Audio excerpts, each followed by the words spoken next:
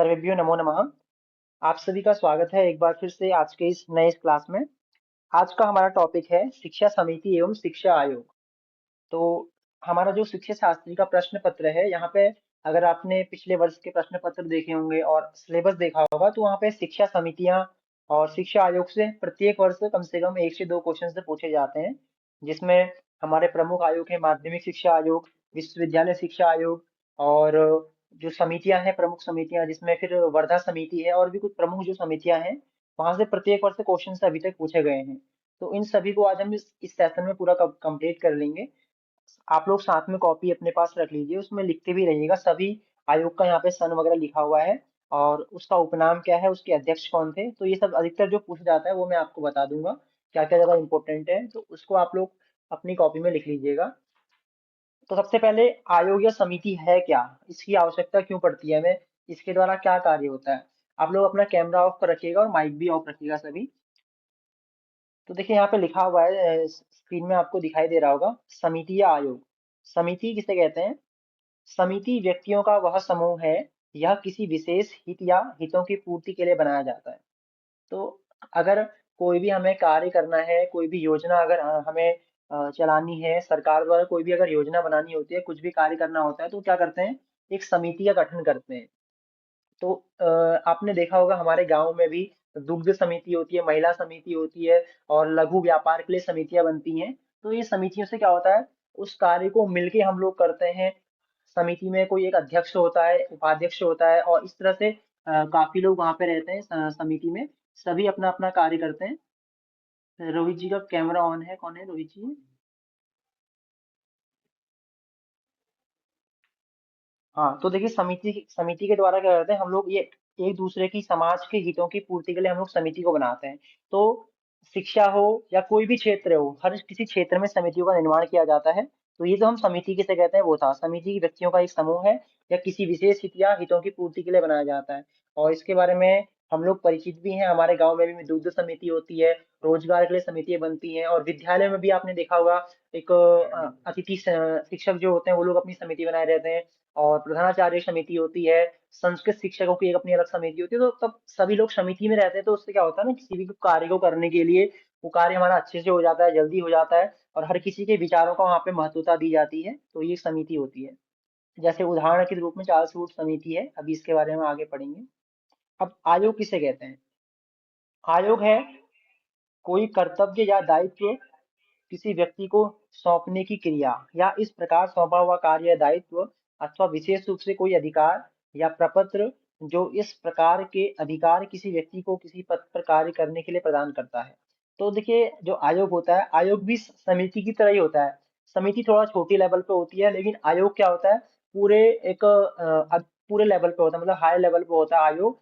वो पूरे देश को लेकर, समिति क्या छोटी छोटी होती है, तो वो एक समूह, हम 10 लोग हैं तो एक गांव के लिए भी समिति हो सकती है, मतलब छोटा सा एरिया है, तो वहां के लिए हम समिति का निर्माण करते हैं। लेकिन जो आयोग होते हैं, अगर कोई बड़ा कार्य है, कोई भी एक नई नीति हमने निकालनी है, कोई भी अगर मान लीजिए अभी अंतरिक्ष यान बन रहा है, या फिर ये जो हमारे वैज्ञानिक लोग हर किसी क्षेत्र में मंगलयान की तैयारी कर रहे हैं, और काफी प्रकार के ये नई नई तैयारियां चल रही हैं, तो उन सब के लिए पहले आयोग इत्यादि बनते हैं। या सेना से संबंधित कोई कहीं कुछ परिवर्तन करना है, जैसे अभी हाल ही में एक अग्निवीर योजना जो आई थी, आपने सेना के बारे में सुना होगा, तो उससे पहले आयोग बनाया जाता है। वो क्या करता है, वहां पे निरीक्षण करता है कि क्या कमियां हैं उसमें, क्या हम इसमें सुधार कर सकते हैं, और कैसे कैसे चीजें आगे बढ़ेंगी तो उनमें वृद्धि होगी, उनका डेवलपमेंट में डेवलपमेंट होगा। तो ये सब आयोग, उसकी कमियां क्या है, उसमें उस चीज को हम अगर करते हैं तो उससे फायदे क्या होंगे, और कितने समय में कैसे हमें इसको लागू करना है, ये सब चीजों का कार्य जो करता है वो कौन करता है, आयोग के द्वारा इस तरह की चीजों को किया जाता है। यहाँ पे देखिए लिखा हुआ है, प्रत्येक शब्द जो लिखा हुआ है इसका अर्थ ऐसे निकलेगा,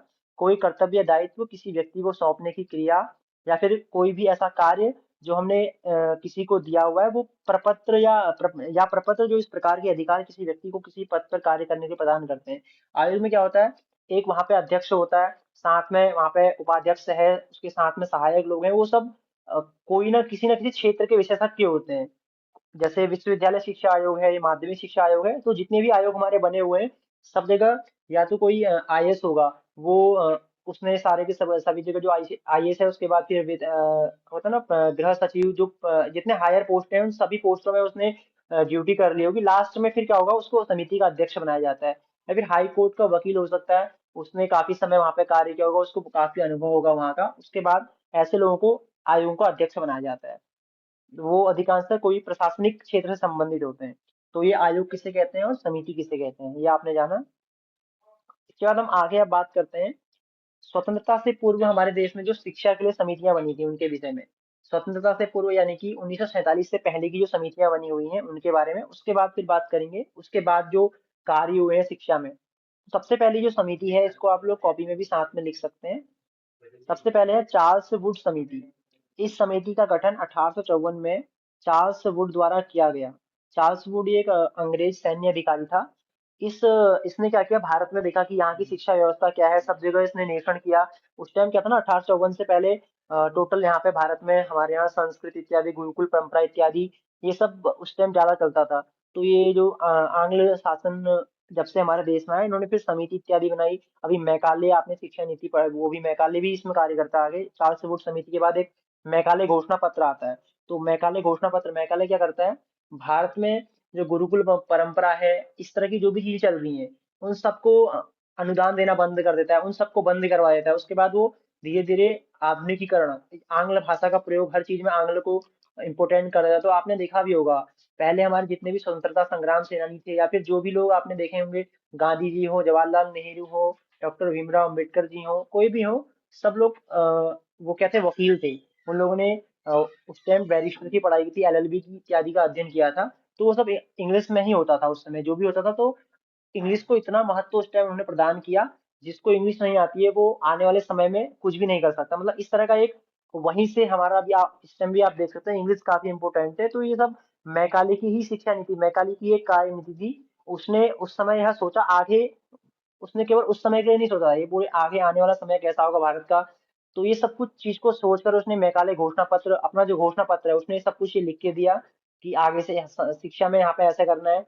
तो पूरा टोटल जितना भी वहाँ केवल जो लिपिक वर्ग है ना, लिपिक वर्ग वहीं तक सीमित रखने के लिए, जो भारतीय लोग हैं वो केवल लिपिक में, लिपिक मतलब जो ग्रुप सी या ग्रुप डी वाले कर्मचारी हैं, केवल वहीं तक वो लोग अधिकारी बन पाए, ऊपर के अधिकारी न बन पाए। इस तरह की उन्होंने उस समय शिक्षा योजना बनाई थी। तो पहली अगर आपसे क्वेश्चन पूछा था चार्ल्स वुड समिति, तो इसका गठन हुआ था 1854 में। ये आपको जो इम्पोर्टेंट है वो लिख लीजिएगा, चार्ल्स वुड समिति। इसका जो समय है वो 1854 में चार्ल्स वुड के द्वारा ये बनाया गया था। ये जो समिति है किसके द्वारा बनाई गई थी, चार्ल्स वुड इस समिति के अध्यक्ष थे। इन्होंने इसमें महत्वपूर्ण कार्य किया था। सबसे ये स्वतंत्रता से पूर्व की ये समिति है। भारतीय शिक्षा का मैग्ना कार्टा भी इस समिति को कहा जाता है। जो भारतीय शिक्षा में प्रथम बार अगर आधुनिकीकरण हुआ, तो वो इसी समिति के द्वारा हुआ था, चार्ल्स वुड समिति के द्वारा।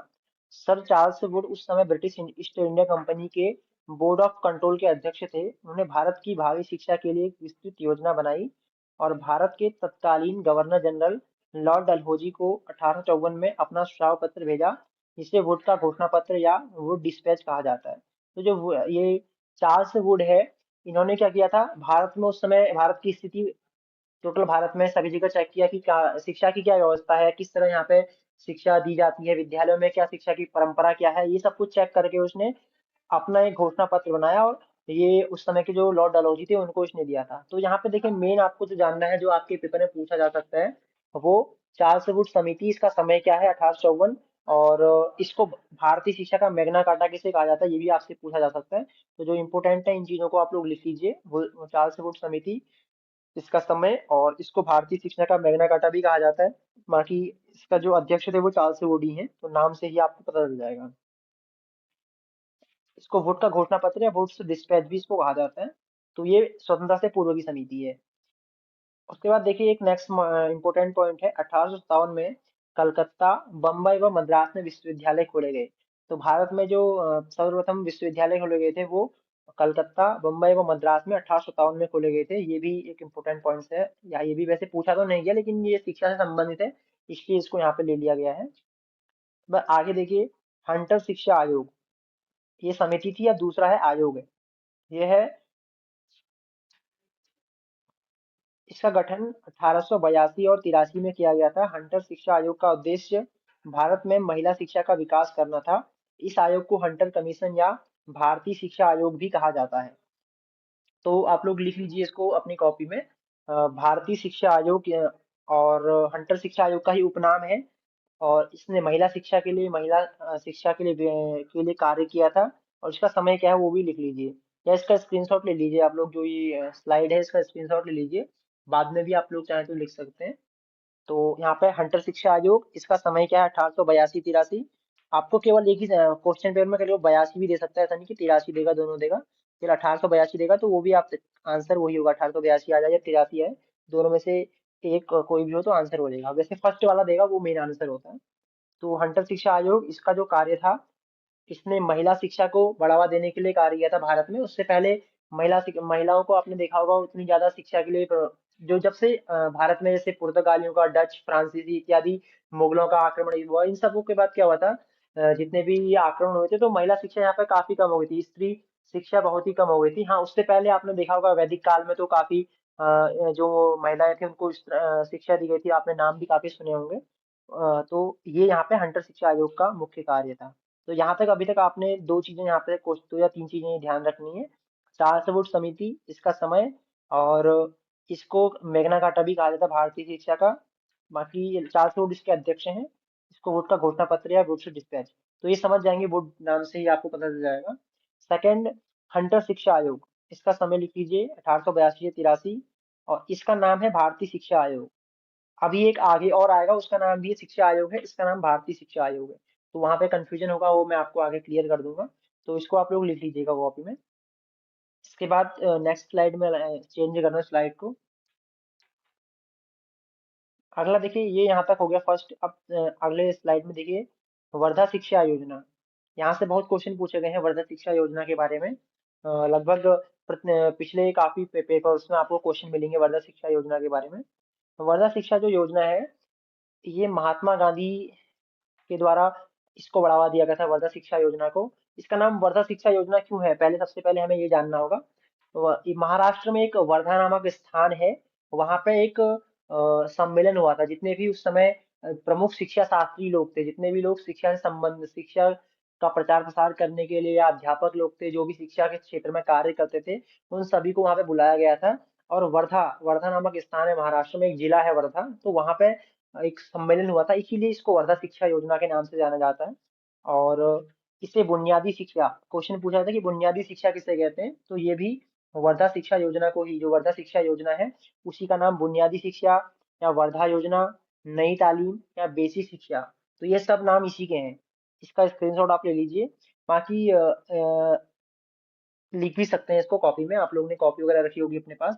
तो क्वेश्चन यहाँ से अधिकांशतः पूछा जाता है, और देखिए कहीं से भी पूछ पूछ सकता है क्वेश्चन, जरूरी नहीं है कि आपसे यहीं से पूछे। पर बट सिलेबस में जो दिया है उसको पढ़ना आवश्यक है, तो इसको आप लोग लिख लीजिएगा, या स्क्रीनशॉट लेके बाद में भी इसको लिख सकते हैं। तो वर्धा शिक्षा योजना, इसका ये कब हुआ था, देखिए आगे नेक्स्ट लाइन में लिखा हुआ है, 22 और 23 अक्टूबर 1937 को महात्मा गांधी ने महाराष्ट्र में इसकी नवीन योजना एवं उद्देश्य प्रस्तुत किया था। तो महाराष्ट्र में ही हुआ था, मैंने आपको बताया था, वर्धा नामक एक स्थान है वहां पे महाराष्ट्र में। और 22-23 मेन डेट नहीं पूछता है, ईयर पूछ सकता है, तो 1937 ये टाइमिंग आप लिख लीजिए। और वर्धा शिक्षा योजना, इसके जो नाम है ये भी पूछता है, काफी बार कंफ्यूज हो जाते हैं इसमें। तो बुनियादी शिक्षा भी इसको कहा जाता है। बुनियादी शिक्षा मतलब देखिए, ये जो है ना, ये 1 से लेके 5 तक प्राथमिक जो स्तर की शिक्षा है ना, उन लोगों के लिए इसमें विचार दिए गए थे। जितने भी की जो प्राथमिक शिक्षा है उसमें क्या कार्य किए जाए, तो छोटे, क्योंकि देखिए जो सबसे जो इम्पोर्टेंट होता है ना, आप अगर 6, 7, 8 वाले बच्चों को कॉलेज में जो बच्चे पढ़ते हैं उन सबको आराम से पढ़ा सकते हैं, लेकिन जो बच्चे की जब फर्स्ट टाइम बच्चा स्कूल जाता है तो वहां पे उसको पढ़ाना सबसे हार्ड होता है। और जैसी शिक्षा उसकी फर्स्ट में रहेगी, क्योंकि कहा भी आता है first impression is last impression. तो ये क्लास आपने देखा होगा, नर्सरी एलकेजी में जो बच्चों को पढ़ाते हैं वहाँ पे काफी समस्या रहती है। उनको आपने लाइन, आपने हम लोग भी जब पढ़ते थे तो वहाँ पे क्या होता है कि हमें कभी लाइन दी है, कभी डंडा दिया है, कभी मतलब गोले भरने के, तो इस तरह से धीरे धीरे स्टार्टिंग की जाती है। तो जो ये वर्धा शिक्षा योजना है ना, बुनियादी शिक्षा इसको कहा जाता है, क्योंकि प्राथमिक जो शिक्षा है वहां पे कार्य करने के लिए, वहां पे विकास करने के लिए शिक्षा का यह योजना बनाई गई थी। स्वतंत्रता से पूर्व, क्योंकि 1937 का समय है इसका, तो 1947 से पहले का यह कार्य है। तो जितने भी अभी है ना, ये सब स्वतंत्रता से पूर्व के ही हैं। इसी को वर्धा योजना भी कहा जाता है, और इसी का नाम नई तालीम या फिर बेसिक शिक्षा। तो बेसिक शिक्षा से भी वही हमें पता चल रहा है, 1 से 5 तक, यानी कि बेसिक क्लासेस जो होती है, फर्स्ट फंडामेंट फाउंडेशनल जो कोर्स है, तो वो ही क्या है, वर्धा शिक्षा योजना में उसी के लिए कार्य किए गए थे। टाइमिंग इसका लिख लीजिए। और महात्मा गांधी और इसके जो नाम है ये भी पूछे जाते हैं। तो इसका उद्देश्य क्या था? सभी बच्चों को निशुल्क एवं अनिवार्य शिक्षा। तो जैसे भी our right to education act 2009 है, उसमें भी ये चीजें बताई गई हैं, सब सभी बच्चों को अनिवार्य एवं निशुल्क शिक्षा। तो ये सब अभी हम आगे पढ़ेंगे आरटी को भी। तो इसका उद्देश्य है सभी बच्चों को निःशुल्क एवं अनिवार्य शिक्षा। शिक्षा का माध्यम जो होना चाहिए मातृभाषा में। क्योंकि जो बच्चा है, अगर उसको मातृभाषा में कुछ भी चीज सिखाते हैं, तो गांधी जी ने कहा है कि अगर बच्चे को हम जितना मातृभाषा में वो एक दिन में सीख सकता है, उतना ही अन्य भाषा में उसको सीखने में 1 से 2 महीने का समय लग जाता है। तो ये महात्मा गांधी जी ने, काफी लोग जितने भी शिक्षा शास्त्री लोग रहे हुए हैं, वो सब बताते हैं इस चीज को। बाकी ये स्वाभाविक है, हम लोग देखते भी हैं। हमें हमें जो लैंग्वेज हम जानते हैं, जो हमारी मातृभाषा, अगर किसी चीज को हम उसमें पढ़ते हैं तो हम उसको जल्दी जान पाते हैं, जल्दी सीख जाते हैं। लेकिन अगर उसी को मान लीजिए हम दूसरी भाषा में पढ़ते हैं, मान लीजिए हम लोग किसी को हिंदी में पढ़ रहे हैं या संस्कृत में पढ़ रहे हैं, तो हम जल्दी सीख जाएंगे। और उसी को, आपको इंग्लिश आती नहीं है, इंग्लिश में अगर पढ़ रहे हैं तो इंग्लिश में टाइम लगेगा, या फ्रेंच भाषा में, जर्मन भाषा में, कोई अन्य लैंग्वेज में सीख रहे हैं तो वहां पे आपको क्या लगेगा, टाइम लगेगा। तो ये चीज है कि मातृभाषा जो होती है हमारी काफी इंपोर्टेंट होती है शिक्षा में। ये यहाँ पे बताया गया था वर्धा शिक्षा योजना में, इनका उद्देश्य था कि मातृभाषा में ही शिक्षा हो। शिल्प का चयन बच्चों की क्षमता एवं स्थानीय आवश्यकताओं के आधार पर हो। तो एक चीज और भी इम्पोर्टेंट है, जो वर्धा शिक्षा योजना है, यहाँ पे शिल्प, शिल्प मतलब है कि कोई भी कार्य। महात्मा गांधी ने कहा था कि केवल शिक्षा का उद्देश्य हमारा जो है ना कोई कार्य में छात्र निवृत्त पूर्ण हो, मतलब किसी ना किसी कार्य में वो का जानकार हो। तो कोई शिल्प ऐसा उस बच्चे को पहले से ही बता, जिसमें उसकी रुचि हो, इस प्रकार का शिल्प उसको प्राथमिक से ही, स्तर से ही, क्लास फिफ्थ में तो उसकी और उसका रुझान बढ़े, इस तरह के इस तरह बच्चों को शिल्प इत्यादि के कार्य भी वहां पे कराए जाए। तो ये सब भी इस योजना में इन्होंने लिखा हुआ है। इस योजना में इन्होंने ये नीतियां बनाई थी। तो ये थी वर्धा शिक्षा योजना। तो समय इसका क्या है, लिख लीजिएगा 1937। महात्मा गांधी जी इसमें अध्यक्ष थे, यही मेन थे, सर्वे सर्वा कह सकते हैं आप इसको, महात्मा गांधी जी को, इस शिक्षा के। ठीक है। और टाइमिंग भी आप लिख लिए होंगे, इसके जो नाम है ये पूछते हैं तो ये भी आप लिख लीजिएगा। बाकी इसके जो उद्देश्य हैं, तो उद्देश्य भी इम्पोर्टेंट, बाकी मेन जो इम्पोर्टेंट है वो चीजें मैं आपको बता दिया हूँ। ये इसके बाद नेक्स्ट स्लाइड को हम लोग देख लेते हैं। ये चीजें जो बताई जा रही है सबको समझ में आ रही है ना, कहीं कोई कंफ्यूजन तो नहीं है? आप लोग ऐसा कुछ रहता है तो कमेंट कर दीजिएगा, मैं आपके मैसेज चेक कर लूंगा। ठीक है, कुछ भी अगर कहीं समस्या रहती है, कुछ समझ नहीं आ रहा हो, तो कमेंट में आप मैसेज कर दीजिएगा, यहाँ पे मैसेज का ऑप्शन आपके पास रहता है। अगला, अब देखिए, अभी तक हमने पढ़ा था स्वतंत्रता से पूर्व, यानी कि 1947 से पूर्व की जो समितियां थी, वो अभी तक हम लोग उनका अध्ययन कर रहे थे। लेकिन अब जो आगे आएंगी समितियां हमारी आएंगी, वो 1947 के बाद की समितियां होंगी, यानी कि स्वतंत्रता के बाद शिक्षा में क्या क्या कार्य हुए। और ज्यादा इंपॉर्टेंट जो ज्यादातर क्वेश्चन आते हैं वो इस समय तो, जो देखिए जो क्वेश्चन आ रहा है ना, जो पिछले, अब जो इस समय क्वेश्चन पूछ रहा है वो इस तरह के क्वेश्चन दे रहा है। यहाँ एक समिति है, एक दूसरी समिति, तीन, चार, ये चार समितियां आपको दे दी है। यहाँ पे उनका नाम, उपनाम दे दिया है, या फिर उनका टाइमिंग दे दिया है।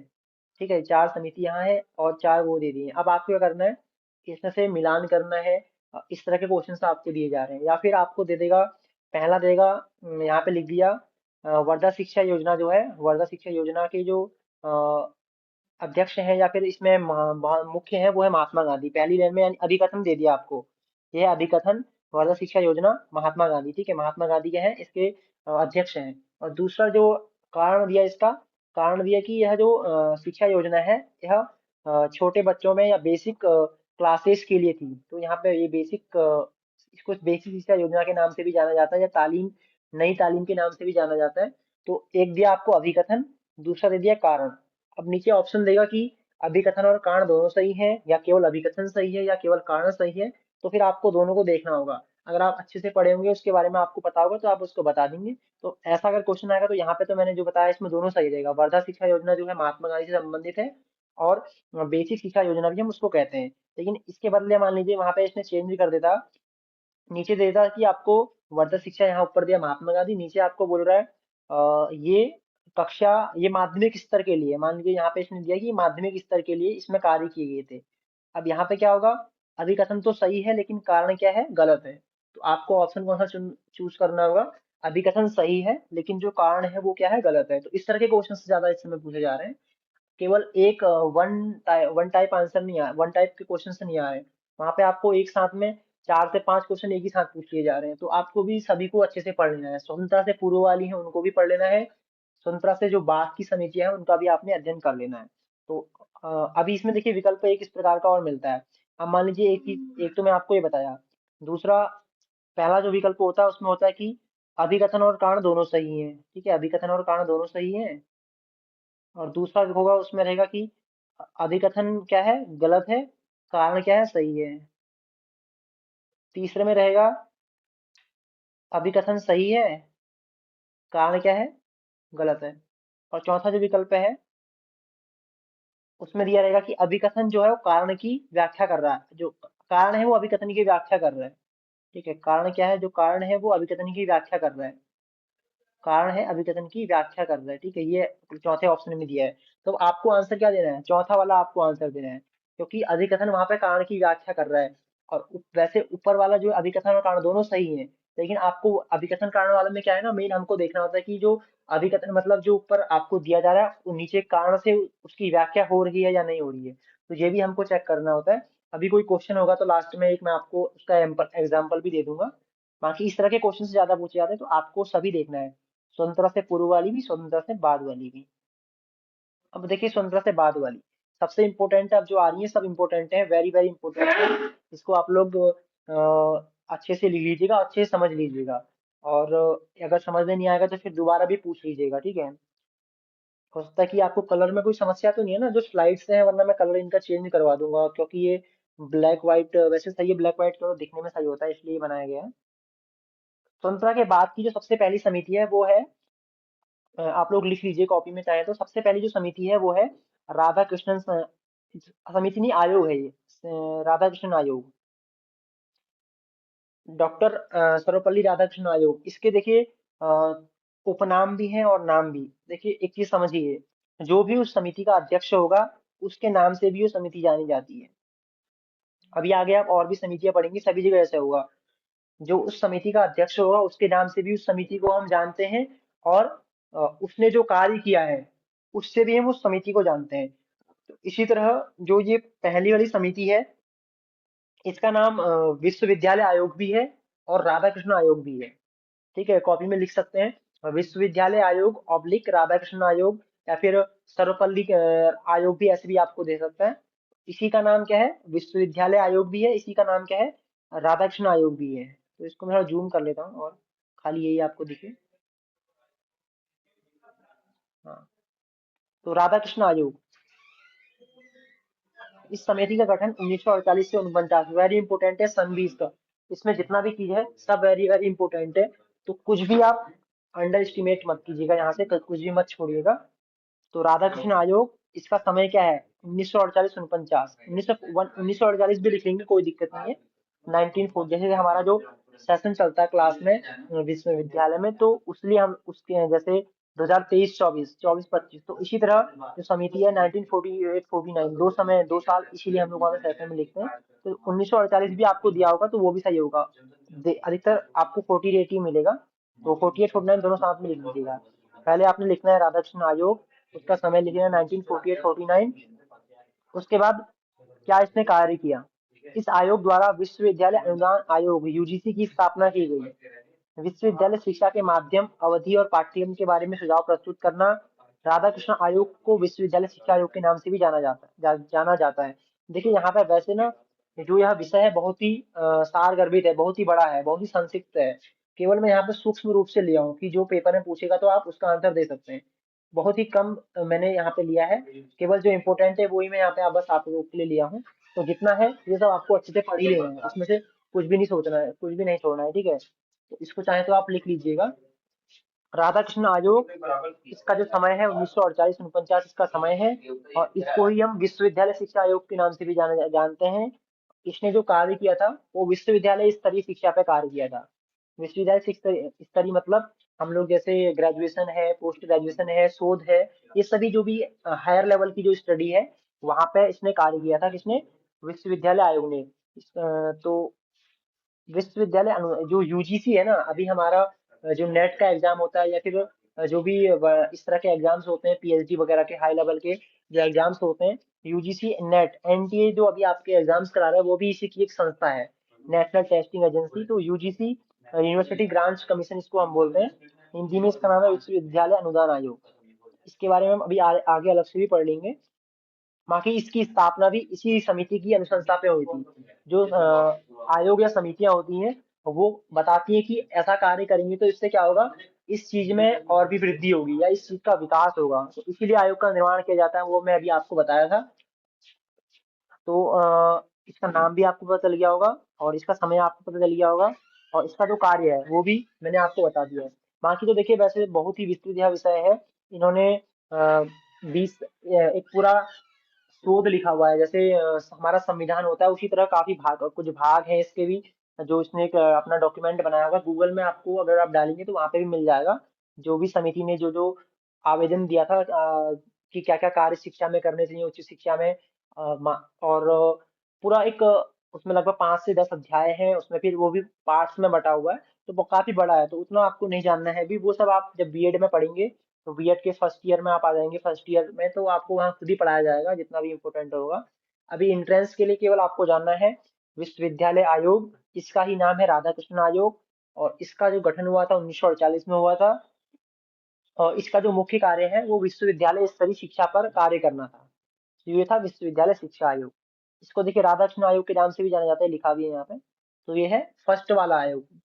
ये मतलब स्वतंत्रता के बाद पहला आयोग है शिक्षा के क्षेत्र पे। तो ये है। इसके बाद हम सेकंड वाले को देखते हैं। तो कुछ भी कंफ्यूजन नहीं होना, अभी लास्ट में मैं आपसे क्वेश्चन भी पूछूंगा, जितने भी यहाँ पे पढ़ाया जा रहा है ना उससे क्वेश्चन मैं पूछूंगा आपसे, तो कहीं भी कंफ्यूजन नहीं होना, इसको आप लोग लिख भी लीजिएगा।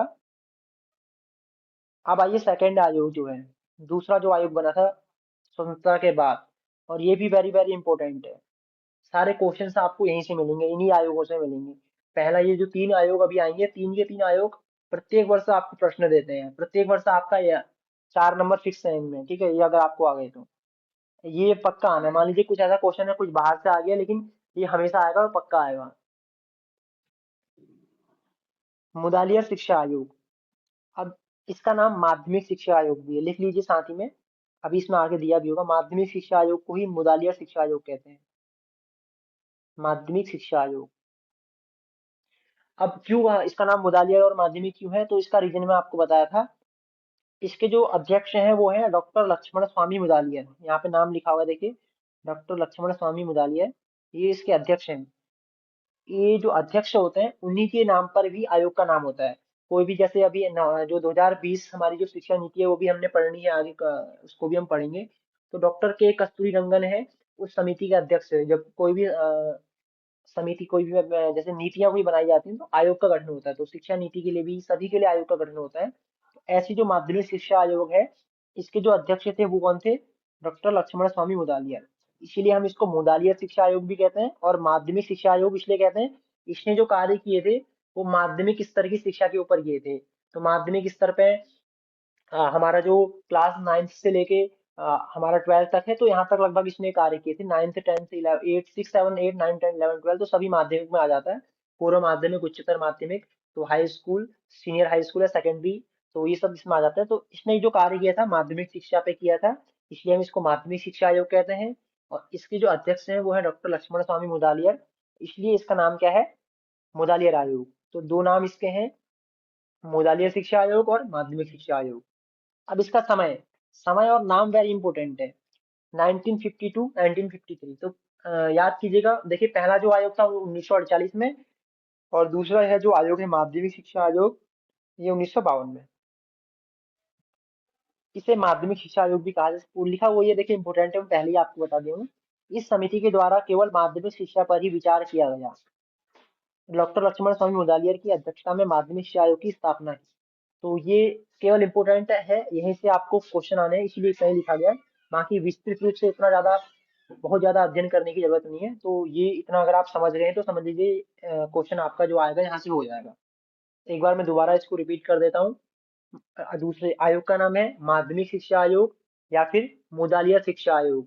तो माध्यमिक शिक्षा आयोग क्यों कहा जाता है, क्योंकि इसने माध्यमिक शिक्षा के स्तर पर कार्य किया था। उसका शिक्षा का माध्यमिक शिक्षा पे ही इसने शुरू किया था कि उसका शिक्षा का स्तर कैसा होना चाहिए, हमें क्या करना चाहिए। और मुदालियर क्यों कहा जाता है, जो इस समिति, ये है जो आयोग बना था, इसके अध्यक्ष थे डॉक्टर डॉक्टर लक्ष्मण स्वामी मुदालियर जी। तो ये अध्यक्ष थे, इसलिए हम इसका नाम मुदालियर आयोग भी कहते हैं। तो दो इसके नाम हो गए, कुछ भी पूछ सकता है, मुदालियर भी कह सकता है आपसे, माध्यमिक भी। और समय है इसका 1952, 1952। और कार्य इसका था माध्यमिक शिक्षा पर। तो ये दो आपके क्लियर हो गए होंगे। एक बार मैं दोनों में हल्का डिफरेंस भी कर देता हूँ। फर्स्ट है देखिए, विश्वविद्यालय आयोग, और दूसरा है माध्यमिक शिक्षा आयोग। और विश्वविद्यालय का उपनाम है राधाकृष्ण आयोग, और इसका है मुदालियर आयोग। इसका समय है 1948-49, 1948 आप याद कर लीजिए, कोई जरूरी नहीं है, 49 नहीं भी नहीं दिखता है ऑप्शन में, 48 ही आपको मिलेगा। और दूसरा जो है, इसका समय है 1952। इसका जो कार्य था फर्स्ट वाले का, यूनिवर्सिटी लेवल पे इसने कार्य किया था। और जो सेकंड है मुदालियर आयोग है, इसने हमारा जो हायर सेकेंडरी एजुकेशन है, माध्यमिक शिक्षा है, वहां पे इसने कार्य किया है। तो ये जो इतना डिफरेंस है, ये आपको क्लियर हो गया होगा।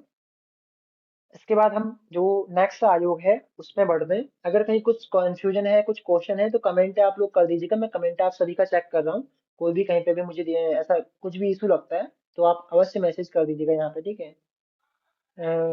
उसको क्लिक कीजिए। स्क्रीन नहीं, स्क्रीन दिखाई दे, ठीक है। तो अब हम चलते हैं नेक्स्ट वाले आयोग में, जो इसके बाद अगला आयोग है, वो भी इम्पोर्टेंट है। और जो कंफ्यूजन वाले क्वेश्चन आते हैं वो वहीं से पूछते हैं। अब जो अगला आने वाला है ना, वो हमें कंफ्यूज काफी करता है।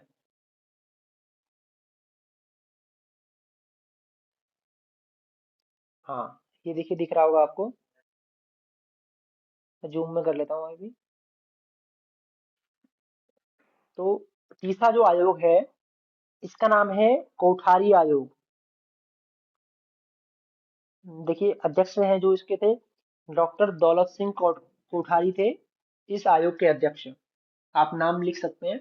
डॉक्टर दौलत सिंह कोठारी इस आयोग के अध्यक्ष थे, इसलिए इसका नाम क्या है, कोठारी आयोग।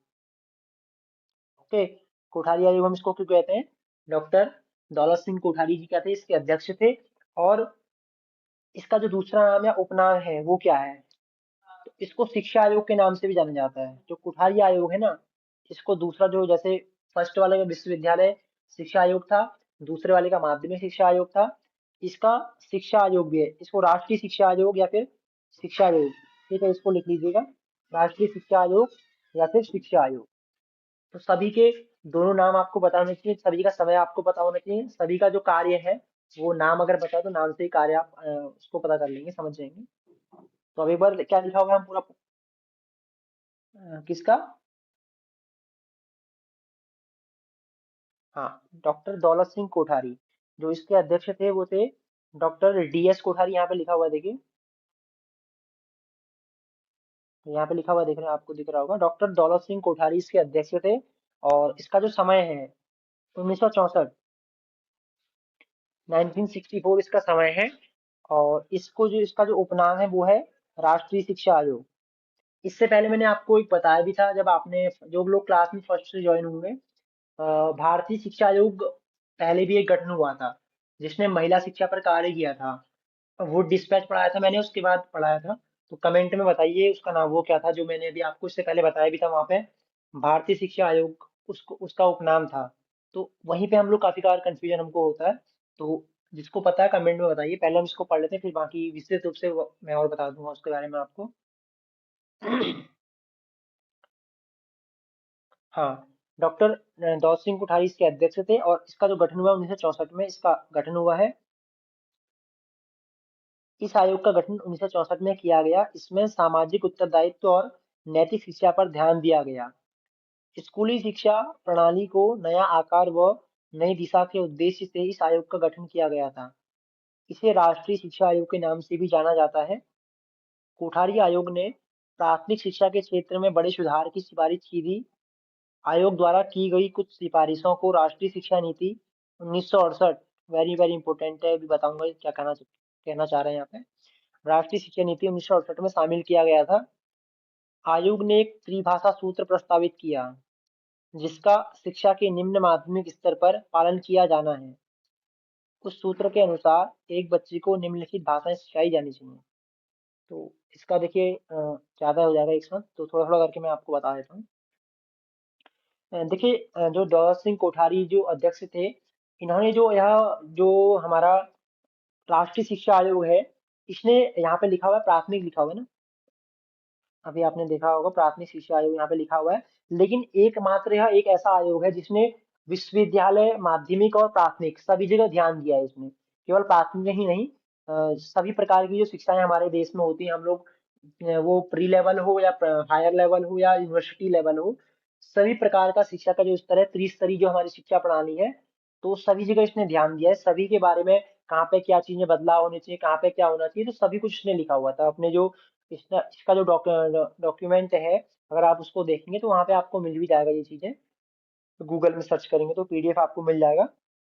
तो यह एक ऐसा आयोग है जिसने सभी स्तर की शिक्षा पर ध्यान दिया था। वो चाहे प्राथमिक स्तर की हो, माध्यमिक स्तर की हो या फिर विश्वविद्यालय स्तर की हो। इससे पिछले दो जो आप आयोग पढ़े थे, फर्स्ट में विश्वविद्यालय आयोग, तो नाम से ही स्पष्ट हो रहा है, केवल उसने यूनिवर्सिटी लेवल की ही एजुकेशन इम्पोर्टेंट वहीं पे उसने केवल कार्य किया था। सेकंड आयोग जो हमारा कोठारी आयोग या फिर मुदालियर आयोग या फिर माध्यमिक शिक्षा आयोग था, उसने केवल सेकेंडरी एजुकेशन पर ध्यान दिया था। और जो यह कोठारी आयोग है, इसने प्राथमिक, माध्यमिक और उच्च स्तरीय हायर लेवल जो यूनिवर्सिटी लेवल की, विश्वविद्यालय लेवल लेवल की सभी जगह इसने ध्यान दिया है। पहली बात ये। हाँ, कि कार्य इसमें सबसे ज्यादा जो कार्य हुआ था ना शिक्षा में, इसी आयोग ने किया। क्योंकि देखिए, धीरे धीरे क्या होता है ना, नया जो कोठारी विश्वविद्यालय शिक्षा आयोग ने जो चीजें छोड़ दी थी, उन पे कार्य किसने किया? कोठारी आयोग, मुदालियर आयोग ने किया। तो मुदालियर आयोग ने भी जो चीजें छोड़ दी थी या जहाँ पे कमी रह गई थी, वहां पे फिर कोठारी आयोग ने कार्य किया। दोनों आयोगों की जो कमियां थी, जहाँ पे और भी सुधार होने चाहिए, वो सब कुछ देख करके इस आयोग ने अपने जो भी आयोग में अनुशंसा इसने उस प्रकार से इसने दी थी, इस आयोग ने, किसने? कोठारी आयोग ने या फिर शिक्षा आयोग ने।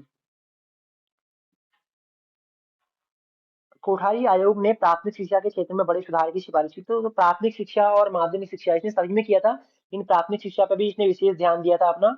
आयोग द्वारा की गई कुछ सिफारिशों को राष्ट्रीय शिक्षा नीति, हाँ, तो 1968 की जो हमारे 1968 की जो शिक्षा नीति है, उस शिक्षा नीति के लिए भी मेन जो उत्तरदायी माना जाता है वो माध्यमिक ये कोठारी आयोग ही माना जाता है। इसी के अनुशंसा पर इसने जो नियम वगैरह दिए थे, उन सभी को राष्ट्रीय शिक्षा नीति, जो हमारे देश की पहली शिक्षा नीति है 1968 में जो आई थी, उसमें रखा गया था। इसी की अनुशंसा पे वो शिक्षा नीति तैयार की गई थी 1968, जो हमारी नेशनल एजुकेशन पॉलिसी 1968 की थी। तो किस आयोग की? तो भारतीय शिक्षा आयोग या फिर कोठारी आयोग की अनुशंसा पर उस नीति को तैयार किया गया था। ये भी एक ध्यान देने योग्य है, क्वेश्चन पूछा जा सकता है आपसे। राष्ट्रीय शिक्षा नीति 1968 पर किस आयोग का महत्वपूर्ण योगदान रहा है, या किस आयोग की अनुशंसा पर राष्ट्रीय शिक्षा नीति 1968 का निर्माण किया गया था? तो ये इसका आंसर रहेगा भारतीय शिक्षा आयोग या फिर कोठारी आयोग। आयोग ने एक त्रिभाषा सूत्र प्रस्तावित किया। तो त्रिभाषा सूत्र क्या है? इसको हम ट्रीलैंग्वेज फॉर्मूला भी बोलते हैं इंग्लिश में। तो देखिए, आपने देखा होगा, इसका जो मेन है, देखिए, एक तो हमको लोग हमारी जो क्षेत्रीय भाषा या मातृभाषा है, उसको हमको अध्ययन करना है। मतलब विद्यालय में जो है ना, एक क्षेत्रीय भाषा या मातृभाषा का अध्ययन होना चाहिए। दूसरी, संघ की कोई भी राष्ट्रीय भाषा अर्थात हिंदी सभी जगह दूसरे में लागू होनी चाहिए। तीसरा, कोई एक आधुनिक भारतीय या यूरोपीय भाषा जो न तो कोर्स का हिस्सा और ना ही शिक्षा का माध्यम। तो इसने कहा था कि मेन इसका जो कहने का मतलब था कि तीन भाषाएं पढ़ाई जानी चाहिए, किसी भी छात्र को तीन भाषाएं पढ़ाई जानी चाहिए। पहली भाषा जो होनी होगी वो क्या होगी? उस छात्र की पहली जो भाषा होगी उस छात्र की लोकल लैंग्वेज या फिर उसकी मातृभाषा होगी। तो मान लीजिए हम लोग की फर्स्ट क्या है? हिंदी है। मान लीजिए हम लोग हिंदी फर्स्ट में पढ़ रहे हैं, फर्स्ट लैंग्वेज में, तो हमको हिंदी पढ़ाई जाएगी। सेकंड क्या है? हिंदी के अलावा हम संस्कृत या इंग्लिश कुछ भी पढ़ सकते हैं। सेकंड में इंग्लिश भी हम पढ़ सकते हैं, और चाहे तो संस्कृत भी हम पढ़ सकते हैं। यहाँ पे विकल्प कोई भी पढ़ सकते हैं, बस जो भारत की भाषा होनी चाहिए वो इंग्लिश या संस्कृत। और तीसरे में कोई भी अन्य भाषा, इंग्लिश हमने ले ली तो हम संस्कृत को तीसरे में ले सकते हैं, या फिर और जर्मन लैंग्वेज है, फ्रेंच लैंग्वेज है, कोई भी एक लैंग्वेज हम तीसरे में ले सकते हैं। तो तीन लैंग्वेज एक छात्र को पढ़नी चाहिए। ट्रीलैंग्वेज फॉर्मूला 1968 में जो ये हमारा जो आयोग आया था, इसने कहा था कि जो त्रिभाषा फॉर्मूला है, इसका प्रयोग हमें विद्यालयों में करना चाहिए। और यहाँ पे देखिए, अब मान लीजिए हमारे वहाँ पे तो हिंदी हमारी फर्स्ट भाषा, क्षेत्रीय भाषा है। आप अगर तमिलनाडु साइड में जाएंगे या फिर आंध्र प्रदेश साइड में जाएंगे, तो वहाँ पे तमिल और तेलुगु उनके लोग, वहाँ पे जो वहाँ के निवासी हैं, उन लोग की फर्स्ट लैंग्वेज रहती है, उनकी क्षेत्रीय भाषा है। तो उनको क्या करना है? उनको फर्स्ट में अपनी, मान लीजिए तेलुगु लैंग्वेज है, तो फर्स्ट तेलुगु हो जाएगी उनकी। सेकंड उनको हिंदी लेनी है, संघ की राष्ट्रीय भाषा अर्थात हिंदी। तो सेकंड उनको हिंदी लेनी है, और थर्ड वो कोई भी ले सकते हैं, इंग्लिश इत्यादि। ये चीजें इसने कहा था ये होना चाहिए। तो ये त्रिभाषा फॉर्मूला, ट्रिलैंगुअल फॉर्मूला हम इसको कहते हैं कि विद्यार्थियों को तीन भाषाएं एक साथ पढ़ाई जाए। ठीक है, तीन भाषाएं विद्यार्थियों को एक साथ पढ़ाई जाए, तो ये इसने कहा था। तो इतना आप समझ गए होंगे। त्रिभाषा यहाँ पे इसको स्क्रीनशॉट ले लीजिए या फिर लिख भी सकते हैं। पहली जो होनी चाहिए क्षेत्रीय भाषा, दूसरी राष्ट्रीय भाषा। अगर जहाँ पे पहले में हिंदी होगी वहां दूसरे में वो कुछ और ले लेंगे, तो इस तरह मतलब मेन आशय जो कहने का है इसका, तीन भाषाओं का अध्ययन एक साथ होना चाहिए। कोई भी छात्र है वो जब क्लास सिक्स में आ गया तो वहां से उसकी तीन भाषाएं स्टार्ट हो जानी चाहिए। तो ये है मेन कोठारी आयोग का। एक बार मैं दोबारा इसको पूरा रिपीट कर दे रहा हूँ। देखिए, डॉक्टर दौलत सिंह कोठारी इस आयोग के अध्यक्ष थे, इसीलिए हम इसको कोठारी आयोग कहते हैं। ठीक है। दूसरा, इसका जो दूसरा उपनाम है वो है राष्ट्रीय शिक्षा आयोग। और इसने जो कार्य किए थे वो सभी स्तर की शिक्षा पे कार्य किए हैं। वो चाहे प्राथमिक स्तर की शिक्षा हो या माध्यमिक स्तर की हो या फिर विश्वविद्यालय, तो सभी स्तर की शिक्षा पर इसने कार्य किए हैं। और साथ में ही जो 1968 की जो हमारी फर्स्ट एजुकेशन पॉलिसी है, उस पे भी इसका ये जो हमारा आयोग है राष्ट्रीय शिक्षा आयोग, इसकी अनुशंसा के आधार पर ही जो हमारी पहली शिक्षा नीति थी वो बनाई गई थी, उस पे कार्यान्वयन उस पर उसका किया गया था। तो ये जो चीजें थी ध्यान रखने वाली थी, ये मैंने आपको बता दी हैं। इसके बाद अब आगे की स्लाइड्स हम देख लेते हैं। जितना भी आज का सब इम्पोर्टेंट है ये सब लिखने आप लिख सकते हैं तो लिखे, नहीं तो सारा इम्पोर्टेंट है। अभी क्वेश्चंस भी हैं इससे संबंधित कुछ, वो भी हम कर लेंगे जो आगे। तो ये हो गया अभी तक देखिए हमने हाँ, एक बार मैं आंसर चेक कर लेता हूँ। आप लोगों से मैं एक क्वेश्चन पूछा था, वो काफी कंफ्यूजन कभी बार हो जाता है जब क्वेश्चन पूछता है कि भारतीय शिक्षा आयोग और राष्ट्रीय शिक्षा आयोग, दो वर्ड में आपको कंफ्यूजन नहीं होना है। हाँ, हंटर कमीशन, भारतीय शिक्षा आयोग, हंटर कमीशन। ठीक है। आप सभी ने यहाँ पे आंसर दिया, विशाल जी, तरंग जी, अंकिता जी, रत्नी, सलवी जी, राधा जी। तो ठीक है, सभी का आंसर ठीक है। तो देखिए, अगर राष्ट्रीय शिक्षा आयोग की बात होगी, अभी मैं आपको दिखा देता हूँ ऊपर। ये देखिए हंटर शिक्षा आयोग है। इसको भारतीय शिक्षा आयोग भी कहा जाता है। ठीक है, ये मैं आपको बताया था। हंटर शिक्षा आयोग जो है, इसका समय ये लिखा हुआ था, ये मैं आपने ये लिखा होगा 1882 इसका समय है। इसको भारतीय शिक्षा आयोग के नाम से भी हम जानते हैं। ठीक है। हाँ, अब देखिए यहाँ पे मैं लिख देता हूँ, थोड़ा स्पष्ट है, आपको दिख रहा होगा। भारतीय शिक्षा आयोग, जहाँ पे भारतीय शिक्षा आयोग है वो क्या है, ये है भारतीय, और दूसरा राष्ट्रीय है, इसका है राष्ट्रीय। ठीक है, ये चीज ध्यान दीजिएगा। ये हम हंटर आयोग को बोलते हैं भारतीय शिक्षा आयोग, हंटर मैं पूरा लिख नहीं रहा हूँ, हंटर है। और ये हम बोलते हैं कोठारी आयोग को। राष्ट्रीय शिक्षा आयोग किसे बोलते हैं, कोठारी आयोग को। कोठारी आयोग और हंटर आयोग। और समय भी आपको पता होना चाहिए, इसका है 1882 समय है इसका। और जो इसका समय है कोठारी आयोग का वो है 1964, 1964, 64। तो यहाँ पे कंफ्यूज नहीं होना है। ठीक है, तो इस चीज को आप ध्यान दीजिएगा। यहाँ से क्वेश्चन भी पूछे जाते हैं। वैसे ये जो क्लासेस हैं यूट्यूब में मैंने पढ़ा है, हाँ, यहाँ पे तरंग जी ने ये क्लास देख ली होगी, तो यूट्यूब में ऑलरेडी पढ़ा हुआ है। एक बार मैं दोबारा इसको इसलिए लिया है क्योंकि हो सकता है किसी ने नहीं देखा हो, तो इसलिए ये दोबारा मैं आज आपको बता दे रहा हूँ। कुछ जो इसमें नया पिछली बार जो पूछा गया वो भी चीजें मैं इसमें ऐड कर रहा हूँ साथ ही में। तो ये था आयोग, प्रमुख जो आयोग थे अभी तक हमने देख लिए हैं। अब कुछ संस्थाएं हैं, कुछ शिक्षा संबंधित एजेंसी हैं जो कार्य करती है शिक्षा के लिए, उनके बारे में भी काफी इम्पोर्टेंट, वो भी हमारे लिए बहुत इंपॉर्टेंट है। उनको उनको भी हमको जानना जरूरी है, वहां से भी क्वेश्चन काफी पूछे जाते हैं। तो वो सब भी आप लोग देख लीजिए।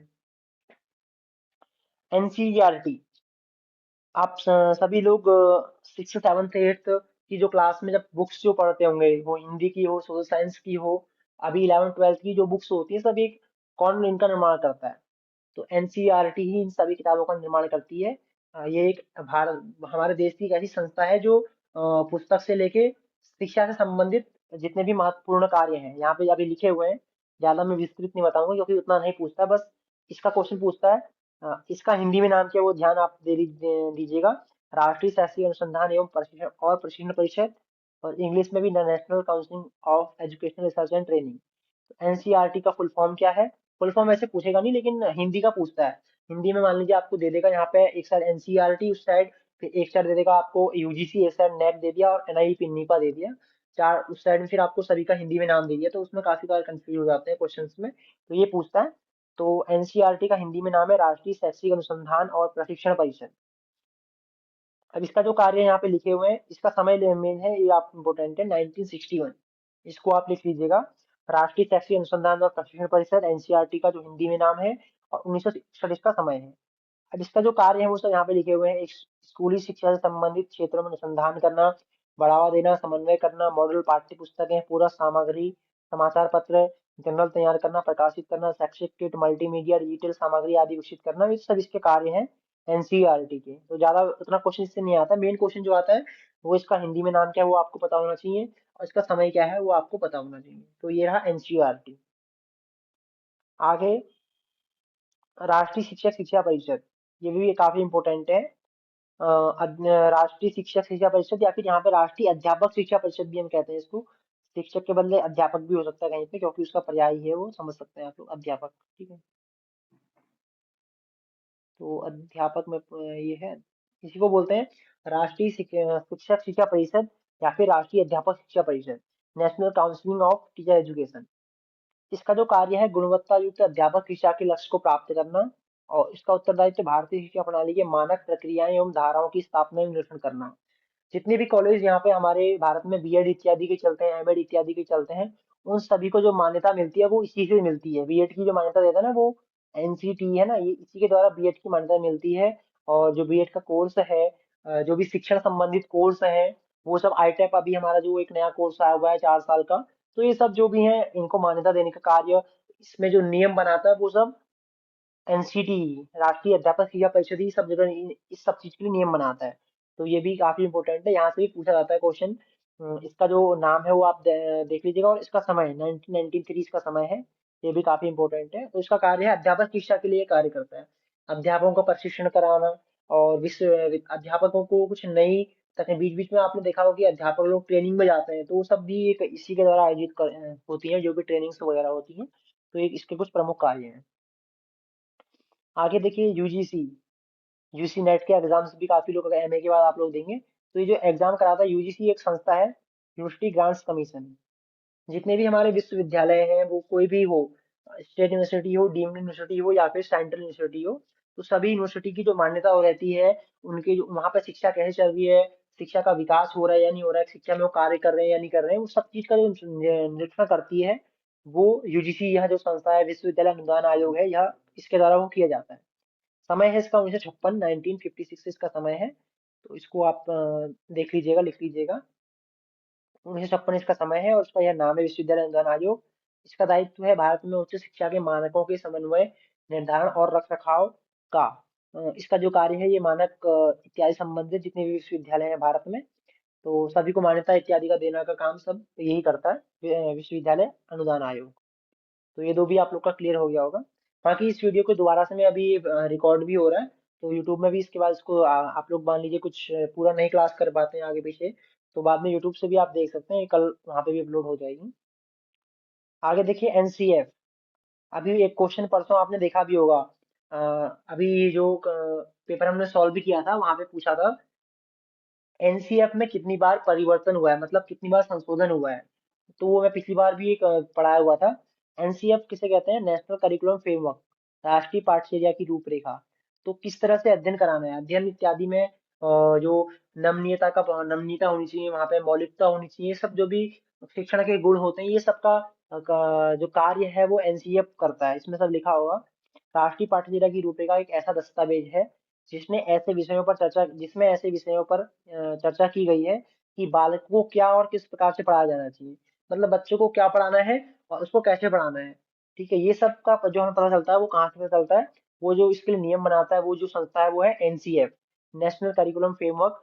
ये संस्था नहीं है, एक डॉक्यूमेंट ही आप कह सकते हैं इसको।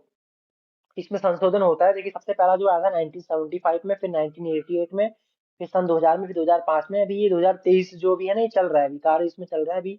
ये संशोधित हो रहा है अभी। ठीक है, अभी इसका अभी कार्यान्वयन चल रहा है, अभी स्टार्ट नहीं हुआ ये। वैसे ये याद आप लोग को कर लेना है। तो फर्स्ट 1975, सेकंड 1988, थर्ड 2000, फोर्थ है 2005। अभी फिर जो 2020 की शिक्षा नीति है उसके अनुसार अभी इसमें कार्यान्वयन चल रहा है, तो अभी नया 2023 20 की शिक्षा नीति के अनुसार अब आएगा। तो ये है एनसीएफ। पढ़ाई को रटंत प्रणाली से मुक्त किया जाए, मतलब जो रोट लर्निंग सिस्टम होता है, केवल रटना ही हमारा उद्देश्य नहीं होना चाहिए शिक्षा का। बच्चों को किताबें दे दी हैं, आप इसको रट के लाओ, केवल यही उद्देश्य हमारा विद्यालय में नहीं होना चाहिए। उसको समझना मेन क्या है, रटने से ज्यादा इंपॉर्टेंट है समझना किसी भी चीज को। विद्यालय में दी जाने वाली शिक्षा को विभिन्न प्रकार की गतिविधियों से जोड़ा जाए। तो करिकुलम खाली वहाँ पे पढ़ाई नहीं होनी चाहिए, उसके साथ में सांस्कृतिक कार्यक्रम, स्पोर्ट्स के कार्यक्रम और बीच बीच में कार्यशाला इत्यादि, ये सब विभिन्न और भी एजुकेशन से इतर पाठ्येतर क्रिया इसको हम बोलते हैं। तो ये सब भी वहाँ पे विद्यालय में होनी चाहिए। तो ये भी एनसीएफ में बताया गया है, ये इसके द्वारा कहा गया है। ज्ञान को स्कूल के बाहरी जीवन से जोड़ा जाए। केवल ज्ञान जो हमारा स्कूल तक ही सीमित नहीं रहे, वो बाहरी जीवन से भी जुड़ा हो। स्कूल में हम जो कर रहे हैं, स्कूल में जो भी पढ़ रहे हैं, वो हमारे समाज से जुड़ा हुआ होना चाहिए। हम जो कर रहे हैं वो, उसको हम अपने साथ में घटाएं भी, उसका प्रयोग भी करें। पुस्तक में लिखा है कि झूठ नहीं बोलना चाहिए और अपने से बड़ों का सम्मान करना चाहिए। हम पढ़ तो ले रहे हैं लेकिन उसका प्रयोग नहीं कर रहे हैं। तो ऐसा नहीं करना है, उसको बाहरी जीवन से भी जोड़ना है। और सब उसका संबंध हमारे समाज से, हमारे हर चीज से। मतलब शिक्षा का केवल यानी कि पुस्तक तक ही सीमित, विद्यालय तक ही आपको सीमित नहीं रहते, बाहर भी उस पर हमें कार्य करना है। तो ये सब इसके उद्देश्य हैं, इसमें बताए गए हैं। राष्ट्रीय मूल्यों के प्रति आस्थावान विद्यार्थी तैयार किए जाएं। तो जो विद्यार्थी हमारे तैयार हो रहे हैं, जो जिनको पढ़ाया जा रहा है, वो इस तरह की उनकी जो राष्ट्र के प्रति प्रेम हो, राष्ट्र के प्रति कुछ भी उनका समर्पण भाव हो, कुछ भी कार्य करना हो तो करें। तो इस तरह का इस तरह के विद्यार्थी हमको तैयार करने चाहिए। ये तो ये सब कुछ इंपोर्टेंट इसके टॉपिक्स थे, कुछ इंपोर्टेंट लाइंस थी। तो ये जो सार है, एक सार रूप में आप कह सकते हैं। जो दूध इत्यादि है, वहां से दही इत्यादि, मक्खन, ये केवल मक्खन, या कहते हैं मलाई कह सकते हैं आप इसको। केवल मलाई आप लोगों के सामने प्रस्तुत की जा रही है।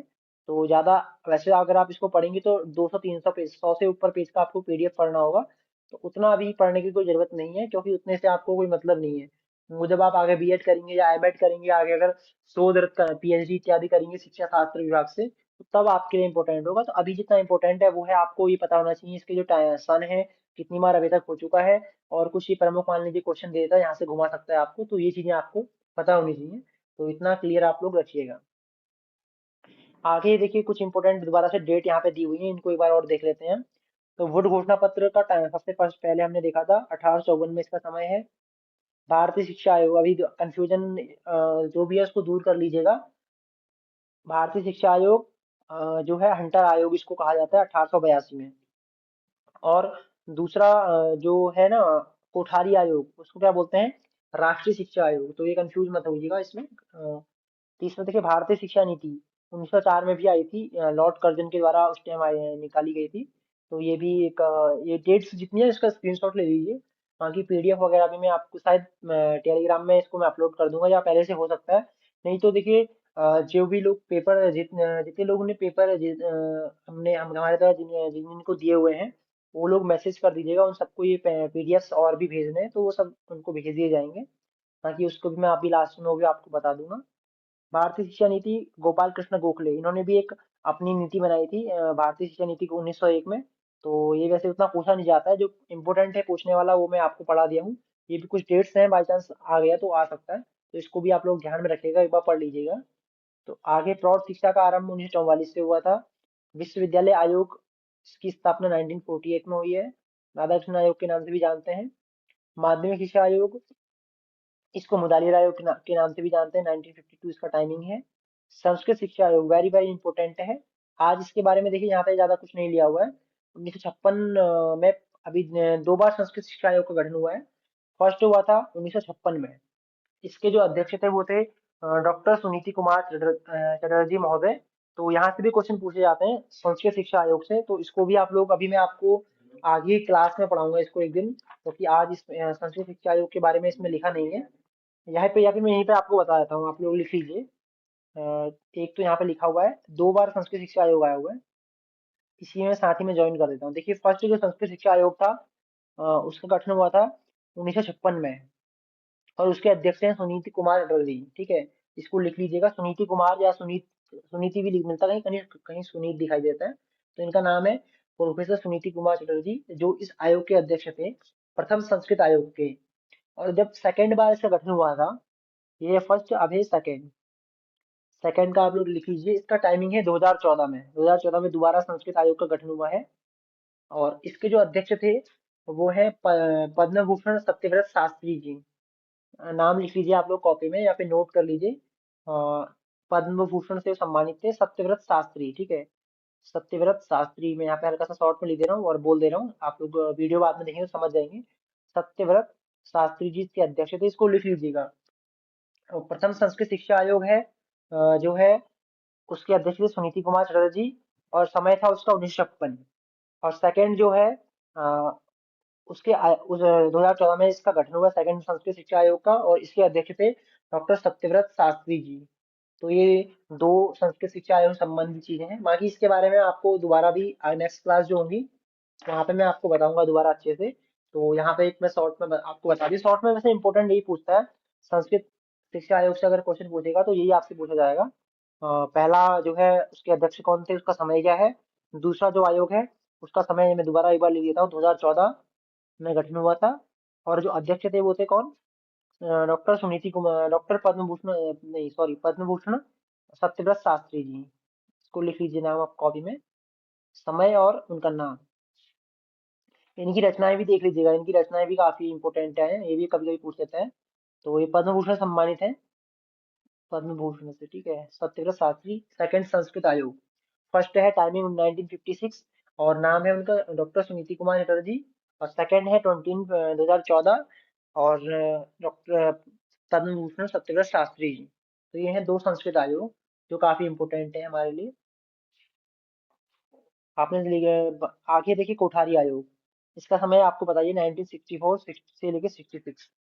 तो ये इसी का नाम क्या है, उपनाम था राष्ट्रीय शिक्षा आयोग। ठीक है, तो ये जो आयोग, प्रमुख आयोग थे जितने, और कुछ प्रमुख संस्थाएं थी, उनके बारे में हम लोग आज अध्ययन कर लिए हैं। तो जितना आपको पढ़ाया गया ना ये काफी इंपॉर्टेंट है। मान लीजिए आपने, अभी समय आपके पास है वैसे, अभी आपने मान लीजिए नोट्स वगैरह नहीं बनाया तो उसका नोट्स अवश्य बनाइएगा। नोट्स बना लीजिएगा, लिख लीजिएगा, और उसको डेली रिवीजन कीजिएगा। जो सन है, इसके जहाँ पे भी जितने सन है, ठीक है, टाइमिंग और उसके जो अध्यक्ष हैं उनका नेम और आयोग का नेम अवश्य आपको याद होना चाहिए, और कहीं भी कंफ्यूजन ना रहे, इस तरह से आप इसको तैयार कर लीजिएगा।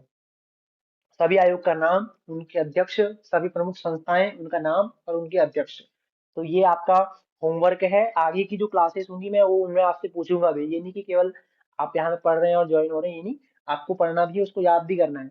और इसके बाद अभी देखिए बहुत अभी काफी चीजें अभी हमने नहीं पढ़ी है, काफी अभी सिद्धांत पढ़ने, शिक्षा के सिद्धांत तो इम्पोर्टेंट हैं, वो भी हम आगे की क्लास में कभी करेंगे।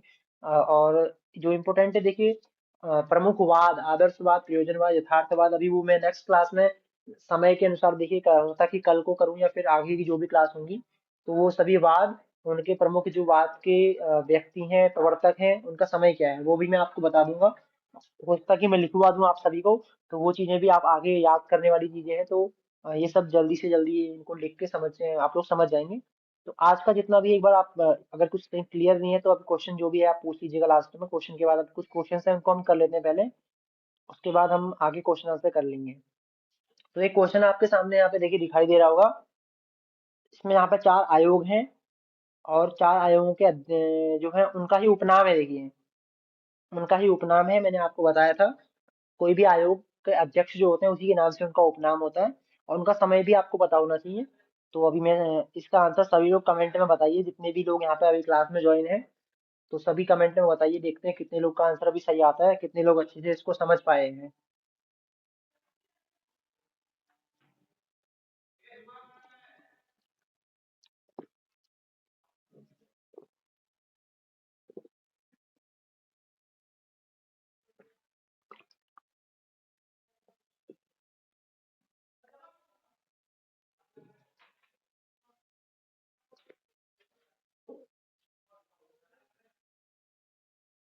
अधिकतर लोग का आंसर यहाँ 4 आ रहा है।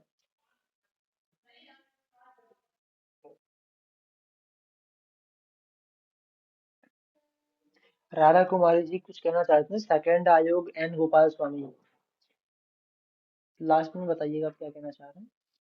हाँ ठीक है, एक बार सभी का आंसर 4 आ रहा है तो हम देख लेते हैं 4 ही आंसर होगा, क्योंकि इतने लोग अगर आंसर बता रहे हैं तो गलत तो होगा नहीं। ए का फर्स्ट, शिक्षा आयोग का नाम मुदालियर आयोग कह रहे हैं, ठीक है। नहीं, ए का सेकंड है, सॉरी। संस्कृत आयोग चटर्जी आयोग, माध्यमिक शिक्षा आयोग का मुदालियर। देखिए नाम से भी याद कर सकते हैं, मौसे माध्यमिक शिक्षा आयोग और मौसे ही मुदालियर आयोग है। विश्वविद्यालय आयोग का है राधाकृष्ण आयोग। ठीक है, तो आंसर इसका 4 है, सभी का आंसर यहाँ पे सही है। एक बार समय भी हम देख लेते हैं। देखिए, राधाकृष्ण आयोग का समय क्या है? 1948। चटर्जी आयोग का क्या है? 1956। इसका 1948। कोठारी आयोग का जो है 1964। और इसका है मुदालियर आयोग का था जो 1952। ये सभी का समय है, ये भी देख लीजिएगा। अगला क्वेश्चन।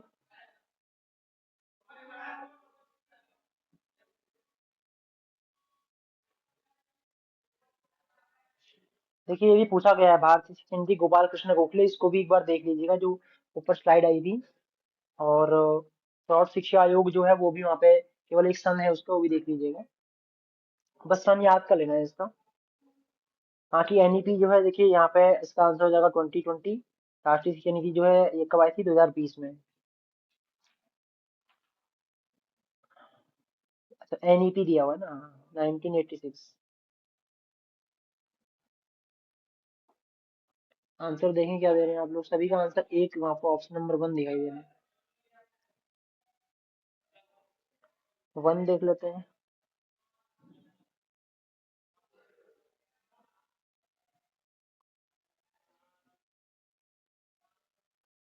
हाँ, ए का है सेकंड, 1988 बता रहे हैं ए का।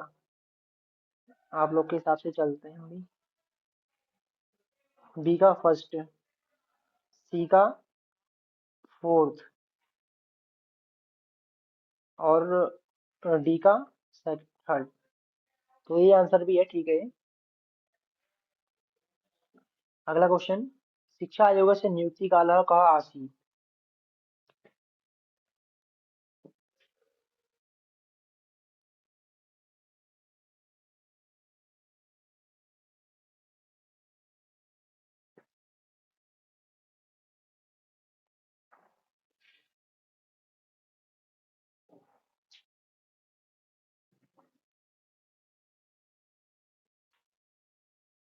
तो देखिए, शिक्षा आयोग का नाम राष्ट्रीय शिक्षा आयोग या शिक्षा आयोग कुछ भी दे सकता है आपको। तो आंसर इसका होगा 1964 से 66। ऑप्शन नंबर 2 सभी का आंसर भी आ रहा है आप लोगों का। इसके अध्यक्ष कौन थे? तो वो आप सभी को पता ही है, और नाम क्या था शिक्षा आयोग का? तो कोठारी आयोग, दाऊद सिंह कोठारी इसके अध्यक्ष थे। शिक्षायाः वर्धा योजना, योजनायां स्मरणीयः।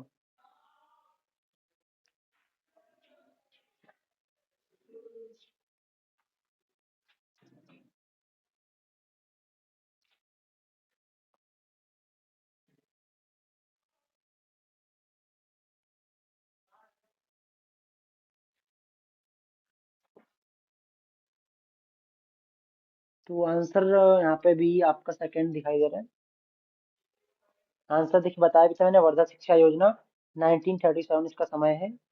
और बेसिक शिक्षा भी इसको कहते हैं, नई तालीम भी इसको कहा जाता है। तो महात्मा गांधी को हम इसके कारण स्मरण करते हैं। तो इतने ही क्वेश्चन इसमें अभी हैं, वैसे तो बहुत सारे क्वेश्चन है पर यहाँ पे 2-3 ही लिए हुए हैं।